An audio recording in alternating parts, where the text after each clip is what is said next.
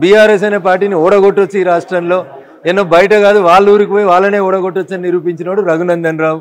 రఘునందన్ రావు అనేటోడు వాళ్ళ కుండకు రంధ్రం కొట్టిండు.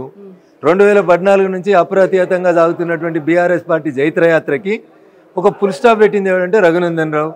కాబట్టి వాళ్ళకి నా మీద ప్రేమ ఎందుకు ఉంటుంది, నా కసి ఉంటుంది. నేను ఓడగొట్టిన తెల్లారి నుంచి నా మీద పగ పెంచుకున్నారు, కక్ష పెంచుకున్నారు, పోలీసులను పెట్టుకున్నారు, పైసలు పెట్టుకున్నారు.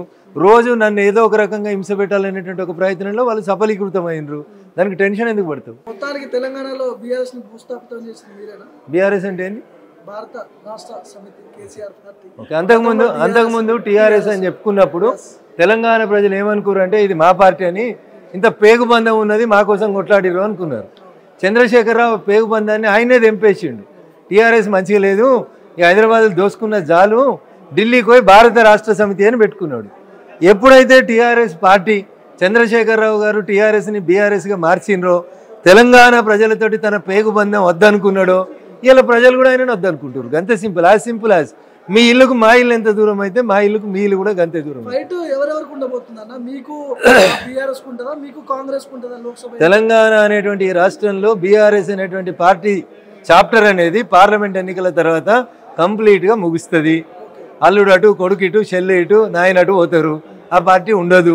కాబట్టి తొందరపడకూరు. The fight is between Congress and BJP. చివరిగా తెలంగాణ రాష్ట్ర ప్రజలు ఏం చెప్పాలనుకుంటారు? లోక్సభ ఎన్నికలు దగ్గరకు వస్తున్నాయి కదా, వాళ్ళకి ఏం చెప్పాలనుకుంటున్నారు? బీఆర్ఎస్ పార్టీకి ఓటేసినాం అనుకో అన్న, ఈడ రేవంత్ రెడ్డి గేట్లకు రానియాడు, తంతాడు. ఒకవేళ పొరపాటున ఎవడన్నా బీఆర్ఎస్ ఎంపీ ఒక్కడు గెలిచిండు అనుకో, యాడికి పోవాలాడు? ఏదైనా పని కావాలంటే ప్రగతి భవన్కో ప్రజాభవన్కో పోవాలి. కాంగ్రెస్ వాడు ఎందుకు రానిస్తాడు? రానియాడు.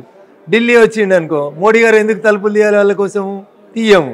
కాబట్టి తెలంగాణ ప్రజలకి నేను సవినయంగా 2 చేతులు జోడించి చేసే అప్పీల్ ఏంటంటే, కారు గుర్తు మీద ఓటేస్తే అది హుస్సేన్ సాగర్లో వేసినట్టు అవుతుంది. అందుకని మురికి కాలంలో మేము ఓటేసుకోకూడదు. 6 గ్యారెంటీలు ఖచ్చితంగా వీళ్ళు ఫెయిల్ అవుతారు, మళ్ళీ ఏదో ఇబ్బంది అవుతుంది, కొన్ని మాట్లాడుతున్నారు. మీరు ఏమనుకుంటారు? బీఆర్ఎస్ వాళ్ళకి ఏమైనా ఇంగిత జ్ఞానం ఉంటే, వారి పిల్ల కుడితే కుల్ల కుడితే 13,000 ఇత్తివి, పెళ్లి అయితే ₹1,00,000 ఇత్తివి, ముసలిళ్ళకు 2,000 పింఛన్ ఇత్తివి. ఇన్ని ఇస్తే కూడా నువ్వు వద్దురు అవులా కానీ నేను ఇంట్లో కూర్చోబెట్టినాక కూడా ఇప్పుడు వాడు 6 గ్యారెంటీలు ఇస్తాడా, వాడు సక్సెస్ అవుతాడా అని శాపనార్థాలు ఎందుకు రాబాయి నీకు? 5 ఏళ్ళు కదా ప్రజలు వాళ్ళకి మ్యాండేట్ ఇచ్చింది.